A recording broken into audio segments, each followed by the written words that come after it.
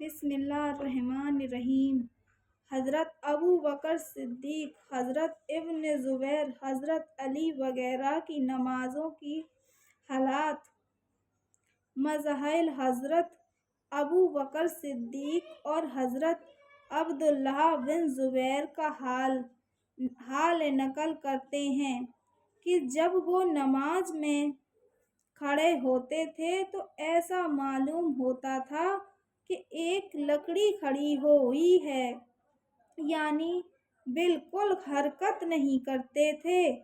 علماء نے لکھا ہے کہ حضرت ابن زبیر نے حضرت ابو بکر صدیق رضی اللہ عنہ سے نماز سیکھی اور انہوں نے حضور سے، یعنی جس طرح حضور نماز پڑھتے تھے اسی طرح ابو بکر صدیق پڑھتے ہیں اور اسی طرح عبداللہ بن زبیر۔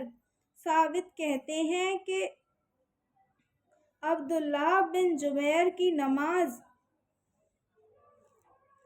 ایسی ہوتی تھی کہ گویا لکڑی ایک جگہ گڑی۔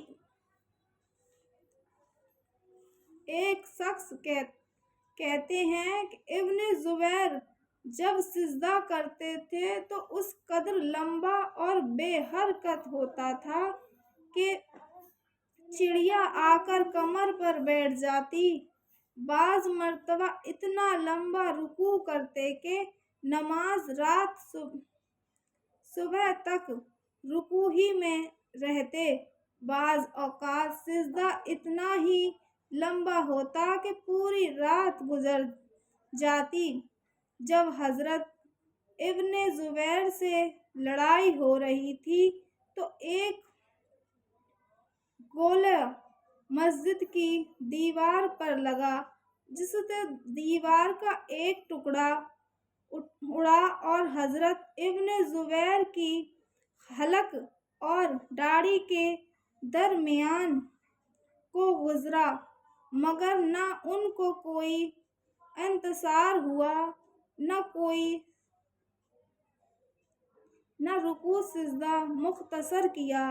ایک مرتبہ نماز پڑھ رہے تھے، بیٹا جس کا نام حاسم تھا پاس سو رہا تھا۔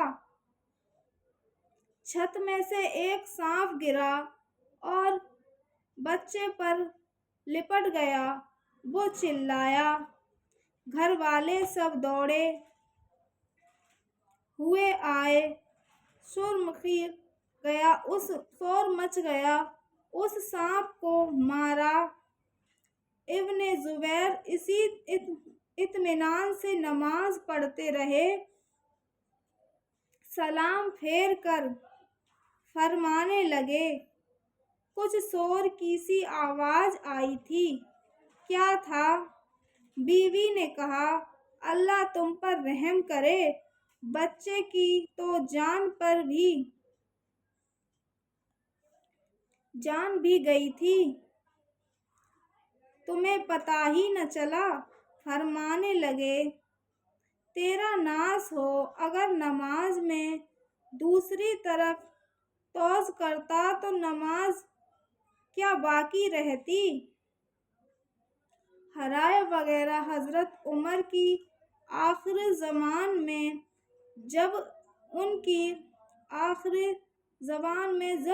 کی خنجر مارا گیا، اس کی وجہ سے ان کا انتقال ہوا تو ہر وقت خون بہتا تھا، اور اگر غفلت بھی ہو جاتی تھی، لیکن اس حالت میں بھی جب نماز کے لیے منتبہ کیے جاتے تو اس حالت میں نماز ادا فرماتے اور رشاد فرماتے کہ اسلام میں اس کا کوئی حصہ نہیں جو نماز چھوڑ دے۔ حضرت عثمان تمام رات جاگتے اور ایک رکعت میں پورا قرآن شریف ختم کر لیتے۔ حضرت علی کی عادت شریف یہ تھی کہ جب نماز کا وقت آ جاتا تو بدن میں कपकपी आ जाती और चेहरा जर्द हो जाता। किसी ने पूछा कि ये क्या बात है? फरमाया कि उस अमानत का वक्त है जिसको अल्लाह जल शान ने आसमानों और ज़मीन और पहाड़ों पर उतारा। तौबा उसके तहम्मुल से अजाब हो गए और मैंने उसको तहम्मुल किया है। खिलाफ वन अय्यूब से किसी ने पूछा कि तुम्हें नमाज में मुक़य्यद नहीं करते? फरमाया कि फासिक लोग हुकूमत के कोड़े खाते हैं और हरकत नहीं करते और उसी पर फक्र करते हैं और अपने सब्र व तहम्मुल पर अकड़ते हैं कि इतने कोड़े मारे हैं, हालात तक नहीं। मैं अपने रब की सामने खड़ा हूँ और एक मक्खी की वजह से हरकत कर जाऊँ।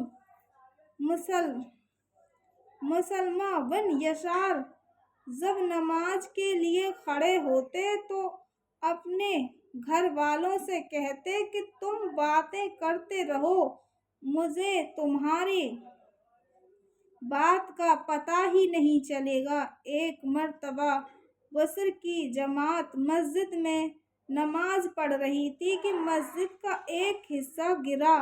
लोग उसकी वजह से दौड़े वहां जमा हुए। शुरू शगब हुआ मगर उनको पता ही न चला।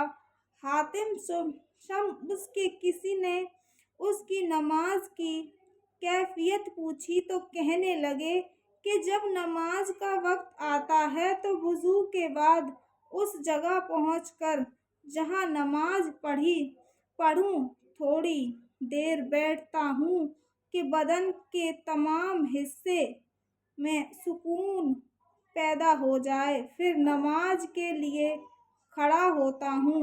इस तरह के वक्त अल्लाह को अपनी निगाह में के सामने समझता हूँ और पल सरात को पाँव के नीचे, जन्नत को